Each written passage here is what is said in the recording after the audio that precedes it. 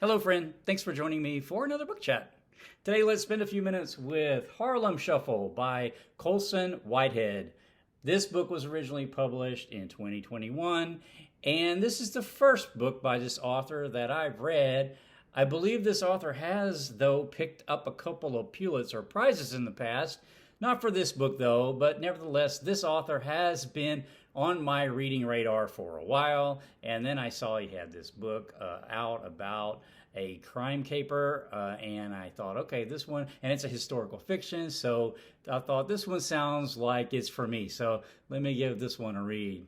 So spoilers, yeah, this one is a crime, kind of got a crime caper kind of aspect to it, and so I want to be really careful about spoilers, and so I will not be giving away anything that I think would detract from a first-time reader's experience with Harlem Shuffle. So what is this about? You know, I mentioned it's a historical fiction as well as a crime sort of heist story, and it is set in New York City, specifically Harlem, as you might guess, you know, from the title. And the time frame we're talking about is late 1950s, like 1959 through, I believe, about 1964, the time of the Harlem riots. So that is the time frame that we're talking about and the place. And our main character is Ray Carney. Ray is living with his wife, and she's pregnant with their second child. They're in Harlem. He's a lifelong resident of Harlem. He was raised there, so he's lived there his whole life. Ray comes from a family that was involved with crime. However, he has worked really hard to pull himself out of that kind of life. His wife comes from a really solidly middle-class background, and he wants for her to have that life, as well as for his kids to have that sort of stable and prosperous life. So he has built a successful furniture store business. The furniture store is on 125th Street, and he's really, really proud of that. Now, he does occasionally fence some stolen goods through his store. I think he considers this a pretty low-risk activity. His wife doesn't know anything about this, and he actually wants to know about this as little as possible.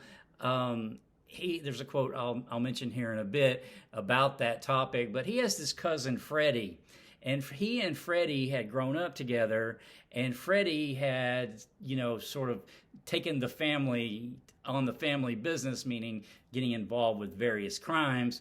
But they had grown up together and they were around the same age. And so Freddie seems to be able to talk Ray Carney into things. But in the case of fencing the goods, as the book opens, it's not that Ray is consciously fencing the goods. It's that sometimes things come to him for resale, and he doesn't ask any questions, and he just, you know, resells it, which is essentially a fence, because at one level he does probably know that they are stolen goods, especially if they come from Freddie, his cousin.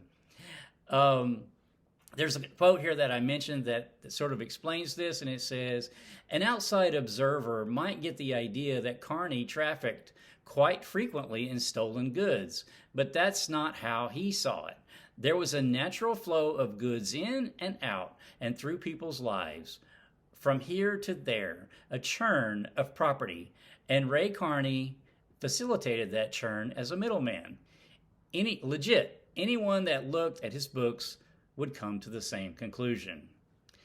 So he doesn't really think of it as necessarily being involved with criminal activity. He's sort of on the fringe of criminal activity.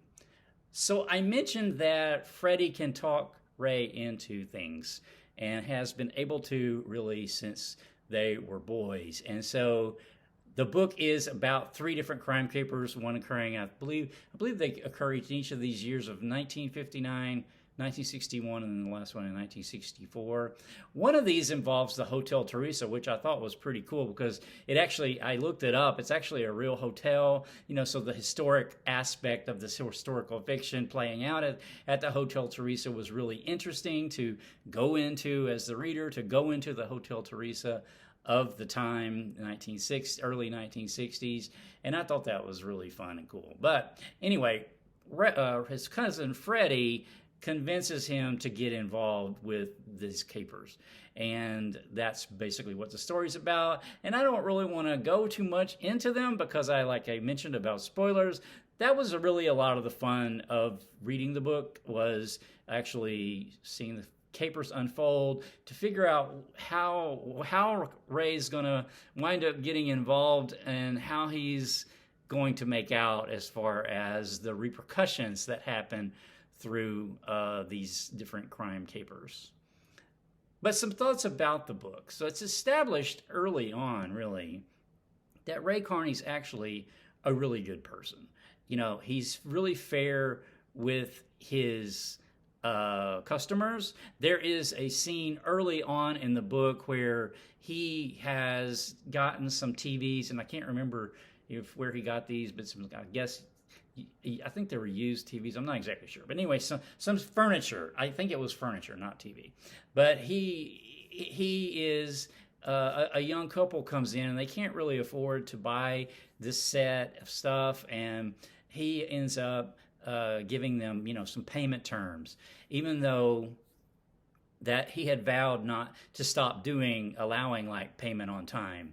But he just decides that he's going to do this for this young couple. He says the TVs were smart and they were a nice couple, and it was good to do for them what no one did for him when he was young, give a hand.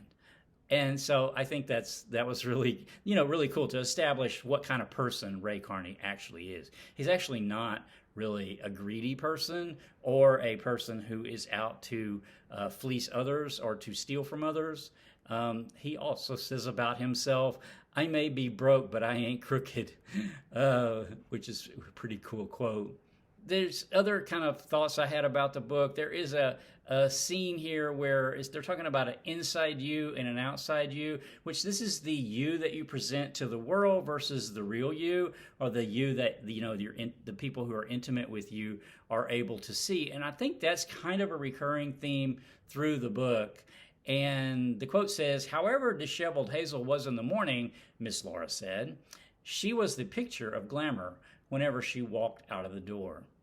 You have to have an inside you," she used to say, "and an outside you. Ain't nobody's business who you are really, so it's up to you what you gave them." So I think that's really a cool quote, the inside you and the outside you. This kind of layers of things was a recurring theme also throughout the book, as far as layers of like Harlem being in New York, which is in the United States, and different sort of the layers that are involved with that. There is a quote here that says, "In Harlem, the streets had their own rhythms separate from the rest of the city."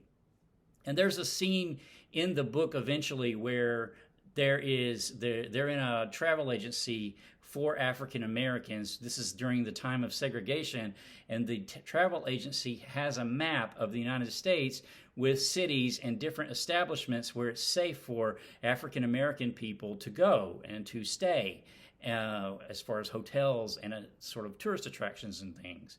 And so the point is made there that there's this nation within a nation, this black nation within the greater United States nation. So that kind of layer as well. And then there's the layer of like Carney being a middle-class person with his wife, but he has this thing that he's doing that his wife doesn't know about, but which is actually providing part of the funds for their sort of stable middle-class life. I thought that was real cool. And then Carney, there's another kind of recurring theme, I think, is the world that lies just outside the one you can see. That you see a certain world, but there is one right adjacent to it. And there's a couple of quotes here that I think really, really illustrate that. Carney remembered Pepper taking him on his hunt for Miami Joe, the fronts and hideouts, the crooked exposed during their search for the double-crosser. That time places Carney had never seen before were suddenly rendered visible, like caves uncovered by low tide, branching into dark purpose. They had never not been there, offering a hidden route to the underworld, meaning there were these paths to the underworld all around him, but he didn't know that. He didn't know where they were, and they were sort of like little secret passageways. The quote then goes on to say, this tour with Munson, which is Munson is actually a white cop of the neighborhood, going on his rounds. This tour with Munson on his rounds took Carney to places he saw every day, establishments on his doorstep, places he had walked by ever since he was a kid, and exposed them as fronts. The doorways were entrances into different cities. Different entrances into one vast secret city, ever close, adjacent to all you know, just underneath, if you know where to look. So I think that's just so interesting. I love stories like this where there is a world that exists just outside of the one you think you know, and that was really one of the fun parts about reading the book, I think. There's also this club of middle-class men, that's sort of another layer. This club of middle-class men, Carney's father-in-law belongs to this club, and these are kind of the doers and shakers of the area, and yet they are involved in certain kinds of crime, in a way, and flat out crime, but then also manipulating things, right, to their benefit. Just like the criminals that Carney gets to know through some of these capers are doing on a different scale and in a different way, but nevertheless, they sort of mirror each other in layers. And I thought that was really interesting. Yeah, we do meet at Pepper, I mentioned, Miami Joe. There's actually quite a number of interesting characters that we come across during the course of these three different capers in the early 1960s. And, that was really a fun part about reading the book. The book ends around 1964. The Harlem riots of 1964 take place. In the book, Carney's furniture store, he works very hard to keep it out of the attention of the rioters so that it doesn't get looted. But being there as the reader in Harlem in 1964, as the riot sweeps into action, was really interesting. All right, I think I will leave the chat there. I did enjoy reading this book a lot. I did hear that there is a sequel to this book called Crook Manifesto that was published in 2023. So I will get to that at some point, I'm sure, but that will not be my next chat. My next chat is actually going to be The Lion, the Witch, and the Wardrobe by C.S. Lewis, and I will have a chat on this coming up soon. So until next time, take care.